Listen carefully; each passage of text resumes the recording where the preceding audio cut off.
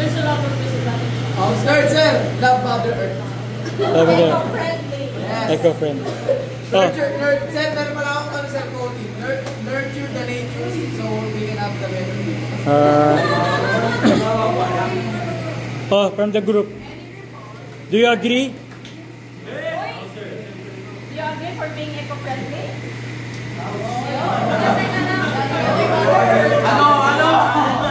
Ano? Eco-friendly na, unbiased naman. Bias yun. Kasi sa vlog, since diba, online yung vlog kayo naman. Yung vlog kasi, anyone can write a vlog. Right? Okay, dapat alam mo yan. Kasi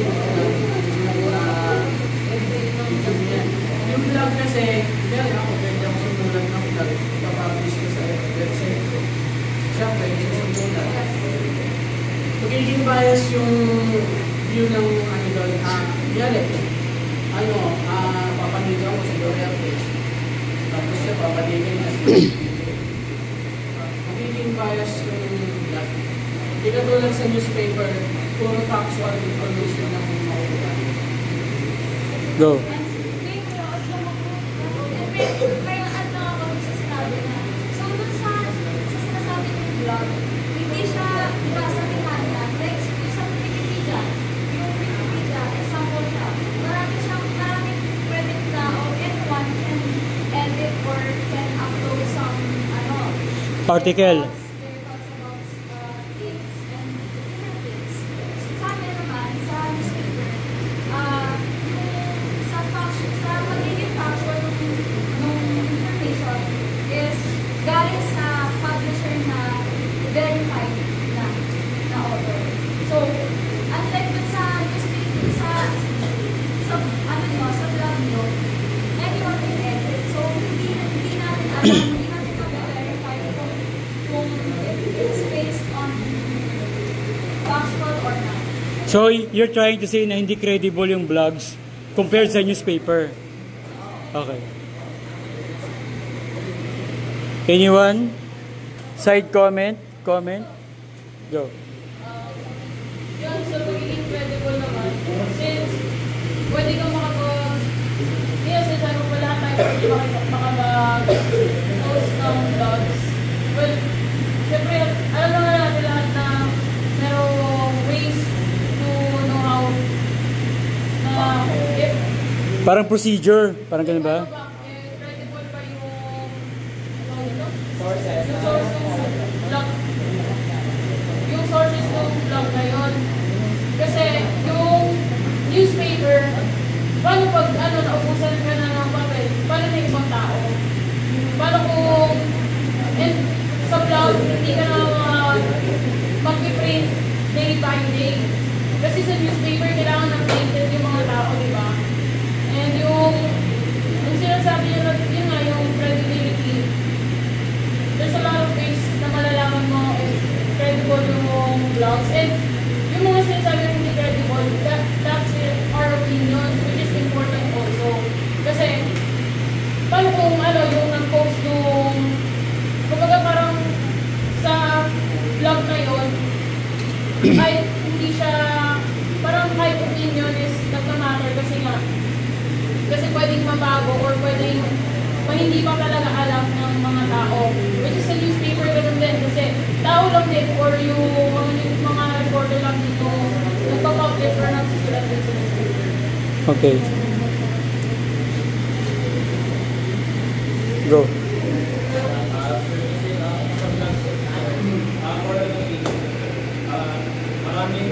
Maraming lumalabas na tao na gumagawa sa vlogs na usually alis global. So, merong ibang site na nag-post ng alis global. Meron din, siya sa ginagawa siya sa kunyari sa Philippines Star ginawa din yung tao yung nag-post. So, credible siya, pero hindi sa pagkumilalit. Kung meron naman siya yung parang pag-usap na so, pwede din ang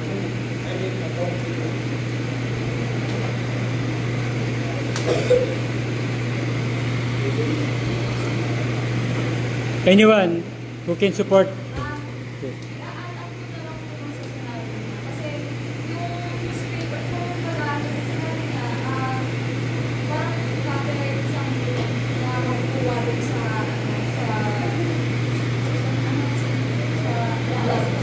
vlog sa newspaper. So, for your application, yung newspaper is mas siyang pinapublish kaysa sa vlog. So, kumbaga yung vlog na platform na yun, there's probably based lang din sila kung saan, kung ano yung naunang precedent na, like, kung ano yung unang Kasi yung newspaper kasi based yan sa current news and events, di ba? Current, okay. Okay. Sige, wait lang, sige, ikaw muna. Sir, ang saan po, yung, gumagamit na tayo ng newspaper, pero old-fashioned na po kasi siya. And nowadays po, and aminin po natin sa tayo, kapag tumitingin po tayo ng mga news, tumitingin pa po tayo sa newspaper. Saan po tayo tumitingin? Kunyari, ELMS.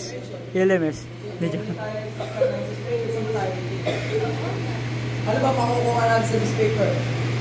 Artista na to, kinasal na, nanalo sa loto. Ano pa natin? Di ba? Yun lang yung point ko, sir. And mas convenient po kaysa sa newspaper na bibili mo pa kaysa kung kayo dito. Ito, ano, newspaper si Pasi. sabihin mo lang ang relevant. Okay guys, quiet po. Sabihin mo lang sa yan, pero in terms of cost, kamusta yung diba? Kung gagamit ka ba ng mas okay na kung may gusto kong malaman na balita kaagad. Pwede mong kaagad din. At saka, ano lang siya, kaya ng lahat kasi mura lang naman yung newspaper. Kaagad mo pa malalaman kung anong balita. So, Yes, we are talking about costing. Yes. You are talking about costing. You're talking about costing. Costing, diba? Okay. Credible lang. Okay. Kasi sa vlog kasi, when it comes to costing, yung vlog kasi yun, as long as may internet ka na. Okay, yung internet kasi, pwede mo ma-access yun in public. Kung narinig ko yung persona ng 2024 ni President Marcos, meron persona din na nagbigay siya ng 20,000 na public area sa Philippines na may access sa internet. So, kung mag-vlog ka, free yun, wala kang bayad. Unless yung newspaper, magbabayad ka ng TV mo, ng tao mo. Tapos, dito sa Philippines ngayon, very high standard na yung qualification sa trabaho. Pag hindi mo makapagtapos ng course na yun, hindi ka pwede pumasok sa industry yun. Unlike sa vlogging, kahit 8 years old yun, pwede mag-vlog. As long as merong parent consent or na-handle sila ng parents nila. And they can earn money by selling stars. Tapos yung topic ko, sir, yung article sa yung pinakami yung topic. Actually, merong ano ngayon. Kasi, di ba bawat sige, wait lang. merong rules and regulation kaya na no copyright infringement intended. So, wait lang. To sum up, so you're trying to say na yung newspaper, they don't have their own website para ma-access. And then, you're trying to point out na yung even kids can do a blog without any parang they need to go through this procedure and all compared to newspaper.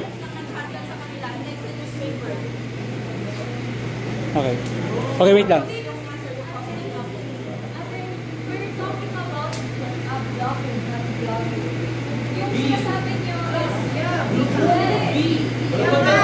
kasi sinabi ko is, may video na, so yung pag-blog kasi is, you're talking about blogging, but You're talking about the blog. No, blogging, nakaka-earn ng, I think,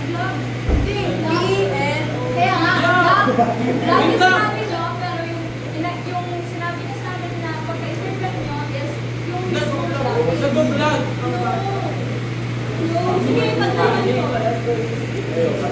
Okay, para siguro parang hindi mo siya na-get si Jen. Kasi may mga vlogs na you can incorporate video dun sa vlogs. Tama ba? Yun ba yung try? Okay. Okay. Pwedeng, alam mo yun, gets mo? Parang gano'n. Okay. From the word formal conversation style. So you're trying to say yung newspaper hindi siya formal compared sa sa vlogs? What do you think, guys? Hindi ba formal yung yung newspaper or how come? Okay.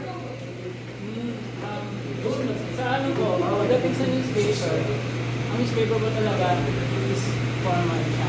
Unang-una sa lahat, papel siya. Ibig sabihin, ang gumawa nun is mga authorized personnel. Sabi natin mga journalist yan. Ibig sabihin, pag sulat, galing sa mga companies na newspaper companies, na Manila Bulletin, Manila Today, Manila Times, ang information na is nila is credible. Kasi, nagagaling sila, yung information na nagkuha nila, galing din sa isang professional na legitimate. Okay? Sabihin natin yung mga weather na ganyan, pwede siya nilagay sa red. Tapos ito pa, ang newspaper, nauna na yan, sa Vlogs. mga vlogging. Yung sinasabi ko is, way before pa ni Marcos, way before pa ni Aquino, Danilo Rinaldo, si Rizal, sulat sila. Tapos ang tawag doon sa pag-tweet, split yeah. So, hindi nyo pwedeng sabihin na informal ang papers. Kasi way before pa siya ginagawa, way before pa ng vlogging. Galing siya sa mga professionals and legitimate na tao and companies. Okay. Siya naman. So na sabi mo tungkol sa weather, saan ba natin nalalaman ang suspension? Hindi naman sa newspaper, hindi naman sa published materials, kundi blog, mga posts. That is an example of blog, which is kaya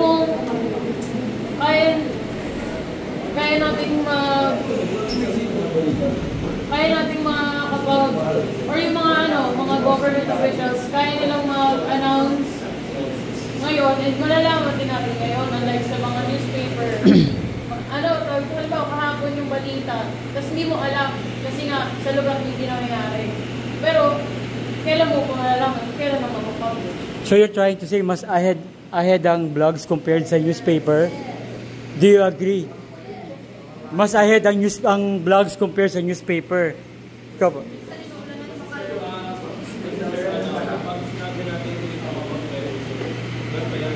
Malayo sa newspaper kasi ang binibigyan ng newspaper yung mga statements hindi weather forecast. Kasi iwalay po yung weather na sinasabi nila na kapag nangyari na so sa vlog na kayo na natin. So ang sa newspaper naman sir, hindi mo makikita yun. Pero statements and reliable source ang binibigyan nila. So kapag nangyari na weather na sinasabi nila ang kailangan din sa newspapers. Bakit pa nangyari? Pero, reliable source na. So, yung sinasabi nilang weather, pwede mo sa marinig sa radio. So, malayo yung pwede nila makuha. I think, malayo yung pwede sa Pero regardless kung hiwalay yung weather sa newspaper, do you still agree na talagang mas ahead yung vlogs when it comes to parang yung kayong updates, yung mga weather updates compared sa newspaper? Kasi I believe yung newspaper nagpo-post din, both vlogs and newspaper. Do you still agree? Na vlogs ang nauuna? for now, sa ngayong era siguro, yes po. Vlogs? Hindi,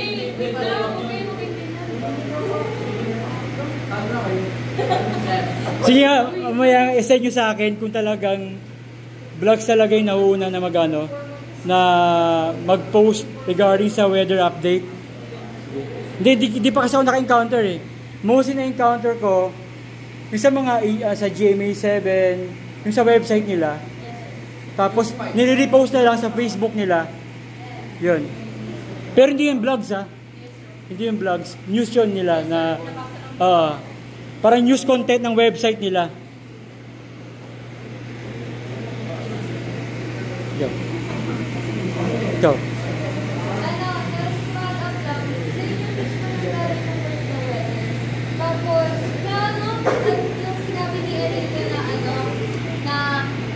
Credible journalist lang yung pwede mag-publish. Yung mga credible na journalist authors sa online na pwede mag-publish tulad ng mga news.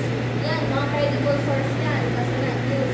Yung mga authors na mga may website na, yung mga journalist nila. Okay, thank you. Last. Proceed tayo sa online tsaka face-to-face.